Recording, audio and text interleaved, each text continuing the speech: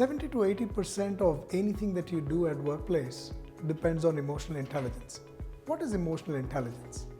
Emotional intelligence is, to start with, being aware of your emotions, aware of your feelings, being aware of another person's feeling, and then starting to work on it and saying, okay, this is how I should be acting under these circumstances. Small things like managing anger in a difficult situation, or just managing yourself when things are really tight and you're back against the wall. All these contribute to making you a successful person at work. Emotional intelligence really sets you apart from people who can get things done, but they will leave in their wake a lot of things strewn around. I would go as much as to say, if you have to start with emotional intelligence, you have to start with yourself. If you are self-aware and at the next stage you're socially aware, then you have covered some distance. Then, if you can motivate yourself, that's one more. Last but not the least, motivate others. If you could do any of all of this in your workday practices, then you are emotionally intelligent.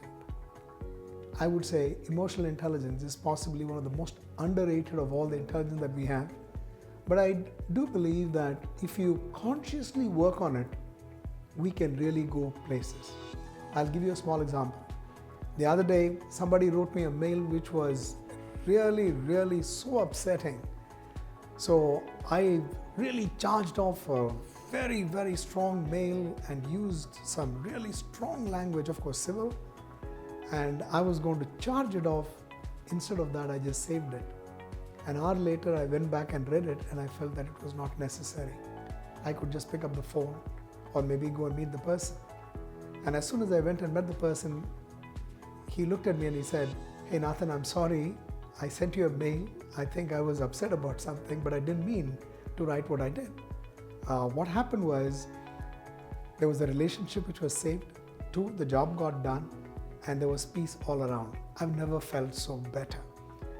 Just that little effort that I took on my part to say, this is what I ought to be doing, by setting aside some time and not really charging off that mail, really contributed to building that relationship and maintaining it. Well then, that's why emotional intelligence is so important at work.